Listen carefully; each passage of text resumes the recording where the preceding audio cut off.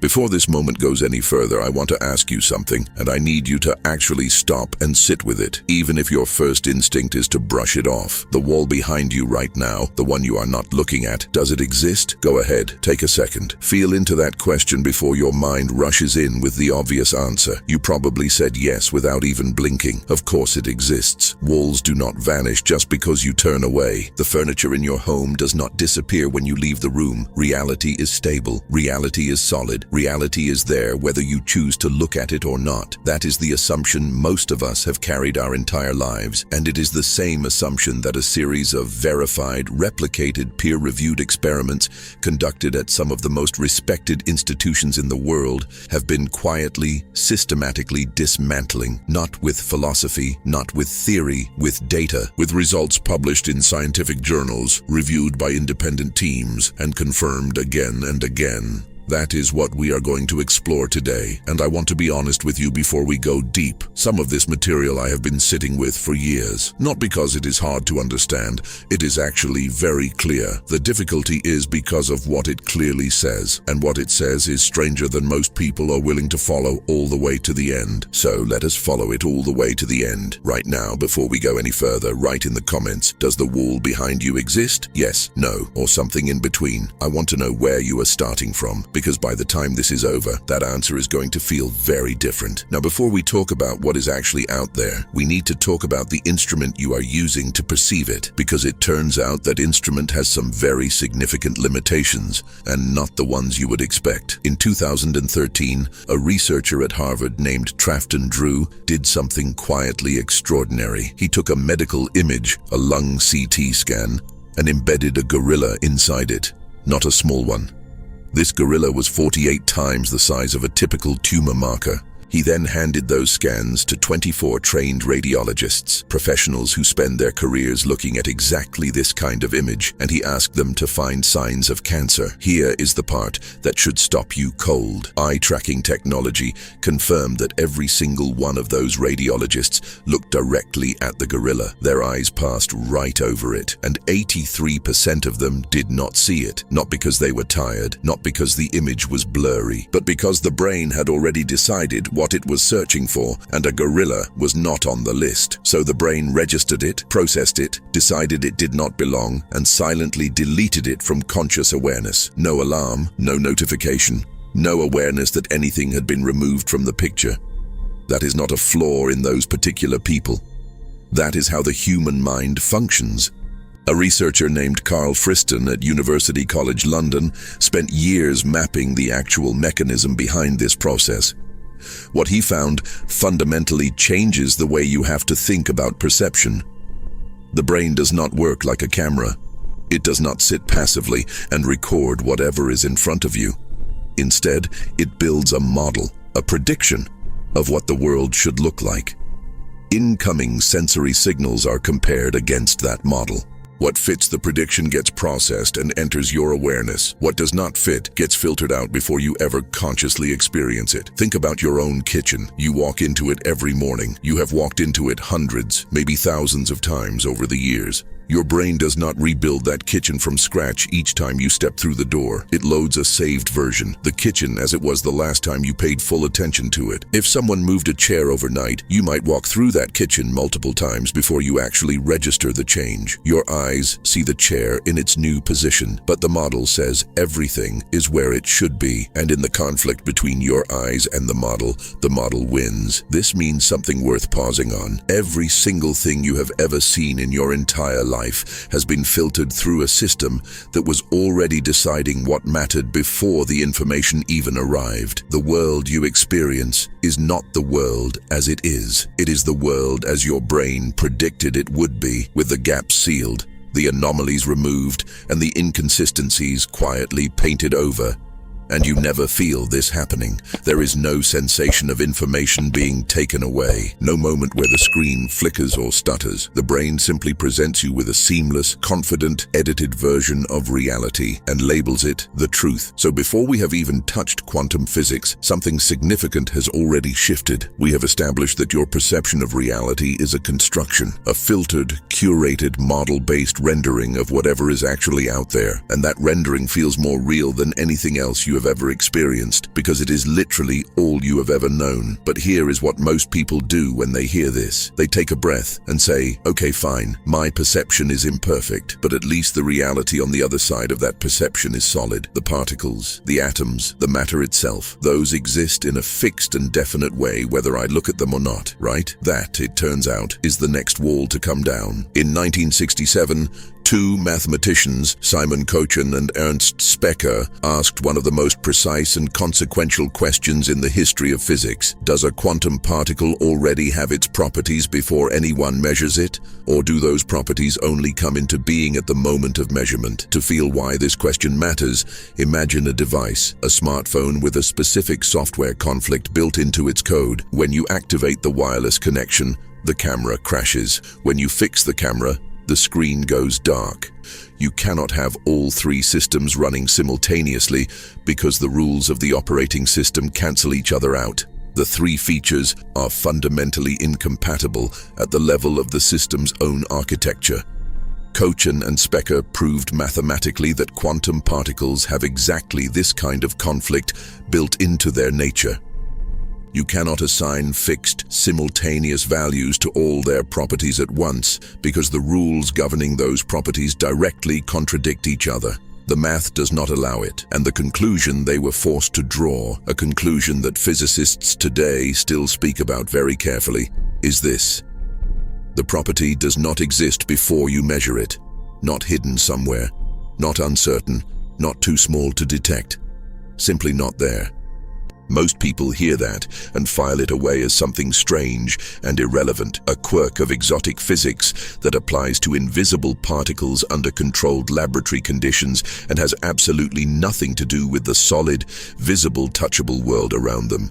But here is the thing, that wall behind you, it is made of particles.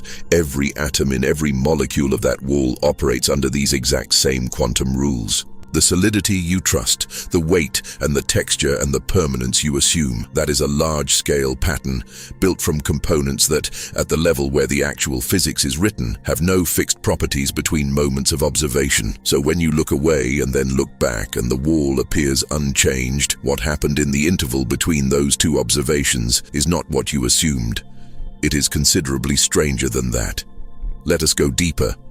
Because what we have explored so far is only the first layer of how reality behaves at its most fundamental level. The experiments that come next are the ones I personally find the most difficult to sit with, not because they are confusing, but because of exactly what they are saying and what they are asking us to do with it. In 2014, physicist Yakir Aharonov and his team at Chapman University ran an experiment with 3 photons. They sent those 3 photons into a system with only 2 possible paths. 3 particles, 2 options. Basic mathematics says that at a minimum, 2 of those 3 particles must share the same path. That is not a theory, that is counting. That is the most elementary arithmetic we have. They checked every possible pair of paths. In hundreds of repetitions, not once did 2 photons share the same route. 3 particles, 2 paths, 0 overlap, every single time. Stay with that for a moment. This result was independently verified. It was not a fluke, not a measurement error, not a misread. The experiment functioned exactly as designed, and the answer it produced is one that should not be possible in any universe that follows the logic we use for everything else in existence. The basic rule that 3 things cannot fit into 2 spaces without at least some overlap simply does not apply at the foundational level of physical reality. The rule breaks, not metaphorically, mathematically. We tend to treat mathematics as the one anchor we can always hold. Language shifts, culture changes, emotions mislead, but numbers, we tell ourselves, are safe. 1 + 1 is 2, always, everywhere. That is the one thing that stays solid. At the scale we live and move through daily, that is true. At the scale where matter is actually assembled, the arithmetic is different. The logic we use to navigate everything from grocery shopping to architectural engineering stops functioning at the base layer of the universe, and every cell, every atom, every particle of what you are is made of the stuff that lives at that base layer. Now here is the experiment that took me the longest to make any peace with. In 1985, physicists Anthony Leggett and Anupam Garg designed a test to answer one very specific question: does the past exist when no one is observing it? They measured a quantum particle at 3 separate points in time. The reasoning behind the design was straightforward. If the particle exists in some definite state between measurements, even when nobody is looking, then the 3 results must correlate with each other within a specific mathematical ceiling. They called this boundary K. If the particle persists between observations with real properties, K cannot exceed 1. When the experiment was run, K came back at 1.5, 50% above the maximum allowed value. The only interpretation that is consistent with that result is this: between the measurements, the particle was not in any state at all, not uncertain, not hidden, not quietly waiting to be found, nothing. The past in which that particle had properties, that past never existed. It appeared, fully formed, the moment someone looked for it. The past was created by the act of looking. I am not telling you this definitively scales all the way up to the size of your living room or your personal history or the memories you carry inside you. Physics has not finished drawing that map. But every time I return to this result, it becomes harder to seal it off and call it a particle problem.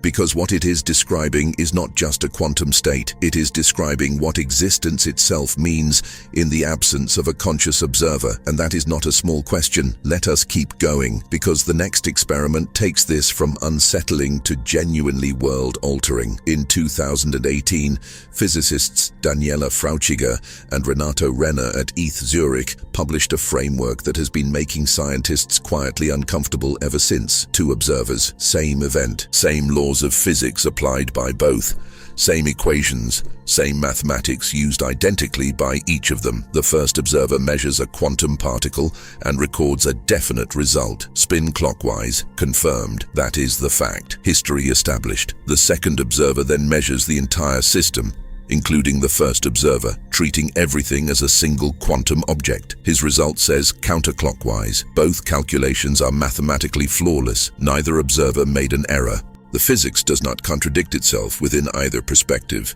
It contradicts itself between them. 2 different, definite facts about the same event, and there is no higher vantage point from which one version can be declared correct and the other overruled.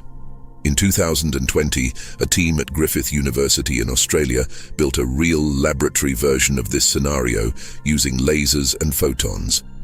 The statistical results were, in the precise language of experimental physics, ironclad. The analysis forced a clear conclusion. For reality to operate the way we assumed, 3 things would have to be simultaneously true. Every event produces a single definite outcome. Every observer's measurement is equally valid. Nothing influences anything else faster than the speed of light.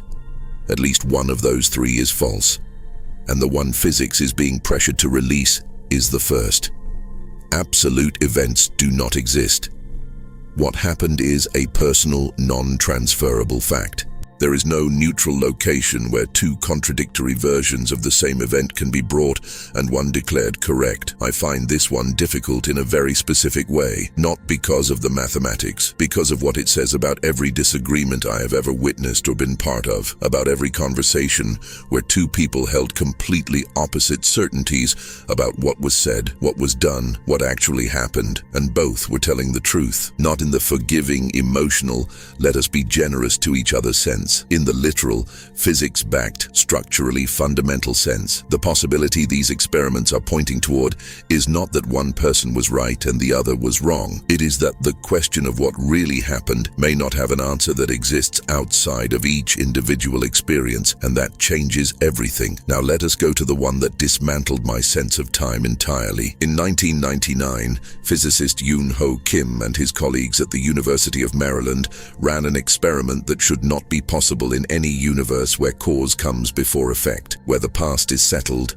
and the future responds to it. A photon passes through 2 slits. When nothing measures which slit it uses, it behaves like a wave, spreading out, interfering with itself, creating a pattern that only makes sense if the photon traveled through both slits at the same time. When something records which slit the photon used, the interference vanishes, and the photon behaves like a particle. 1 slit, 1 path, 1 history. Standard quantum mechanics, established and confirmed. But in this particular experiment, experiment, each photon was generated with a partner, a twin photon sent to a separate detector. The original photon traveled to a screen and arrived. No interference pattern, one slit. Its result was recorded, history written. Then, after the original photon had already arrived and its behavior had already been registered, the experimenters made a decision about the twin. They could either preserve the information about which slit the original had used, or they could erase that information completely. When they erased it, the interference pattern reappeared in the original photon's data, a photon that had already arrived, a result that had already been written down, and a decision made afterward changed what that result was. The present reached backward and rewrote the past. This is not a figure of speech or an analogy. The data was already sitting on the detector. And then something that happened later changed what the data said. John Wheeler spent the final decades of his life thinking about exactly this. Not as a fringe thinker disconnected from the mainstream, he was one of the most respected physicists of the 20th century. He named the black hole. Richard Feynman was his doctoral student, and after decades of engaging with these experiments and their implications, he arrived at 3 words that compress everything they are pointing toward. It from bit. Every physical property, every definite state, every fact we call real. Each of these derives its existence from an act of observation, from a question asked and answered by someone who looked. The universe is not a machine that operates independently while someone occasionally glances at it. The universe is built by the act of observation itself. The observation is not a window onto reality. It is the mechanism through which reality takes form. Now let everything we have walked through come together for a moment. The brain does not show you reality. It shows you a model of reality built in advance, with the anomalies deleted and the gaps invisibly sealed. Quantum particles have no definite properties between observations. The property does not sit dormant, waiting to be discovered. It arrives at the moment of measurement, at the foundational level of matter. Basic arithmetic breaks. 3 particles in 2 paths with no overlap. The logic that underpins everything we calculate and construct stops applying at the base layer of what everything is made of. The past does not exist in a fixed state when no one is observing it. It assembles itself at the moment it is measured. The history appears with the looking. 2 observers applying identical physics to the same event arrive at mutually contradictory definite facts, and there is no position from which one can be declared the correct one. The present can reach backward and alter what the past was. A decision made after the fact changed a result that had already been recorded. 6 experiments. 6 ways the universe has said, in the clearest possible language it knows, that it is not what you assumed it was. So what is left standing after all of that? The observer, the thing doing the looking through all of it. In 2004, neuroscientist Giulio Tononi at the University of Wisconsin proposed something that moved this entire conversation into new territory. He argued that consciousness is not a byproduct of brain activity, not a side effect that accidentally appears when neurons become complex enough. He proposed that consciousness is a measurable physical quantity in its own right. He called it phi, the degree to which information in a system is integrated beyond what its individual parts contain separately. And his claim is that any system with a phi value above 0 has some form of inner experience, not metaphorically, not spiritually, as a physical property of reality. Around the same time, a physicist named Wojciech Zurek at Los Alamos was mapping something he called quantum Darwinism. His framework describes how the stable, consistent classical world we navigate every day actually comes to exist at all. His answer is that it is not an independent feature of reality just sitting there waiting. It is the result of a selection process. Certain quantum states are more effective at copying information about themselves into the surrounding environment. Those states get amplified and reinforced across many channels simultaneously. They are the ones that survive. And what survives that selection process is what we collectively call objective reality. Remove the observers from those equations, Remove the systems doing the selecting and the registering and the interacting. The classical world does not persist in some quieter background form. It does not exist. These two frameworks together say something that gets lost in the way most people talk about this material. The observer is not a passive receiver sitting on the outside of reality watching it unfold. The observer is the selection pressure that determines which quantum states become real at all. The observer is not watching reality take shape. The observer is part of the process by which it does, which means the question of what an observer actually is, what consciousness actually is, stops being a philosophical curiosity and becomes one of the most urgent open questions in physics itself. And we do not have a clean answer yet, but the experiments are not waiting for one. So let us return to where we started. The wall behind you. Does it exist? Here is what the physics actually says when you follow it all the way through without stopping. The wall is made of particles that have no fixed properties between observations. The solidity you trust, the weight, the texture, the permanence, is a large-scale pattern that emerges because certain quantum states are extraordinarily effective at copying themselves into the surrounding environment, into the air around the wall, into the light bouncing off it, and ultimately into your sensory system. Your brain takes that filtered, selected, amplified signal and constructs a model, and then it shows you the model, not the wall, the model of the wall. So does the wall exist? It exists as a stable pattern arising from the continuous interaction between quantum fields, the surrounding environment, and an observing system. It exists as a reliable and consistent fact within your experience. It is not going to vanish when you look away in any way that matters for how you move through your day, but it does not exist the way you assumed it did, as a fixed, observer-independent solid object sitting quietly in the dark with all its properties intact, patiently waiting for your return. That version of the wall was always a model. And here is what I find genuinely extraordinary about all of this. Not frightening, not destabilizing, but extraordinary in the truest sense. If the foundation was never as rigid as it appeared, then everything built on top of that foundation is more flexible than you have been treating it. The certainties you carry, the conclusions you have drawn about what is possible and what is not, the story you have been building about who you are, what you are capable of, and what reality will allow for you.